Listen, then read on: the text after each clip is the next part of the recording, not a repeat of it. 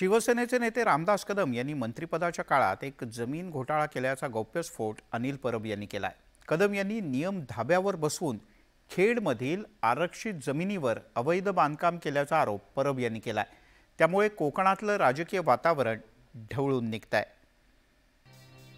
तिकडे देखील कागदपत्रांमध्ये हेराफेरी करून सरकारकडून अतिरिक्त पैसे उचलले, 45 लाख रुपये। हा भूखंड लाटण्याचं काम शिवतेज आरोग्य संस्थेने केलेलं आहे। या प्रकरणाची ईडीची चौकशी देखील किरीट सोमय्या मागावी। शिवसेना उद्धव बाळासाहेब ठाकरे पक्षाचे नेते अनिल परब यांनी माजी मंत्री रामदास कदमांवर अवैध बांधकाम केल्याचा आरोप केलाय। त्यामुळे ऐन लोकसभा निवडणुकीच्या धामधुमीत राजकीय वर्तुळात एकच खळबळ उडाली आहे।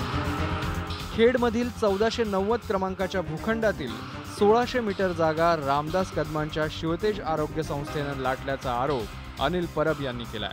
तसंच हा भूखंड आरक्षित असल्यामुळे या जागेवर कोणतंही बांधकाम करता येत नाही। मात्र शिवतेज आरोग्य संस्थेनं हरित पट्ट्यावर बांधकाम केल्याचा दावा अनिल परब यांनी केलाय।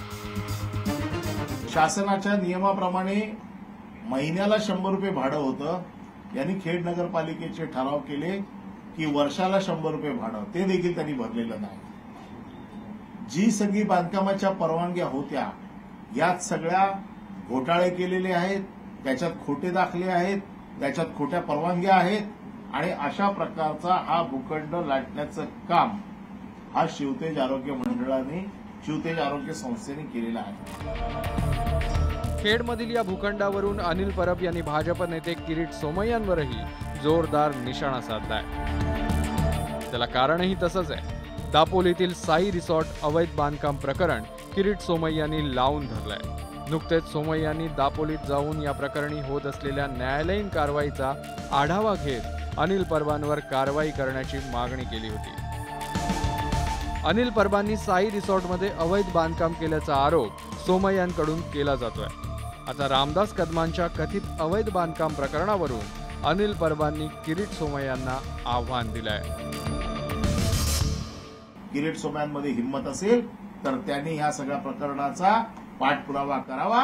रामदास कदम आणि त्याच्या दोन्ही मुलांना आत टाकण्याची जी भाषा आमच्याबद्दल करत होता ना, अनिल परब को तो अंदर जाना ही पडेगा, हिंमत असेल तर रामदास कदम आणि त्याच्या दोन्ही मुलांना आतमध्ये टाकून दाखवावं। त्याचबरोबर या प्रकरणाची ईडीची चौकशी देखील किरीट सोमय्या मागावी। रामदास कदम यांनी आपल्या मंत्रिपदाच्या काळात खेडमधील आरक्षित भूखंड लाटल्याचा आरोप अनिल परब यांनी केलाय। त्यामुळे खेडमधली शिवतेज आरोग्य संस्था चर्चेत आली आहे। 2018 मध्ये मात्र आरक्षण बदललेलं होतं आणि मंत्रिपदाचा गैरवापर करून या ठिकाणी रामदास कदम यांनी ही बिल्डिंग बांधलेली आहे। हरित पट्ट्यात अनधिकृत बांधकाम केलेलं आहे आणि सरकारी अधिकाऱ्यांना हाताशी धरून हे केल्याचा आरोप माजी मंत्री अनिल परब यांनी रामदास कदम यांच्यावरती केलेला आहे। त्याच्यामुळे आता कोकणातल्या राजकारणात एक मोठा राजकीय भूकंप झाल्याचं पाहायला मिळतं। माझ्याकडे अनेक प्रकरणं आहेत, काही लोकांची, त्यांच्या जवळच्या लोकांची, आज मी नाव घेत नाही। जेवढा मी सगळी कागदपत्र घेऊन उतरेन ना, यांना पळता होईल मी कमी करून टाकेन।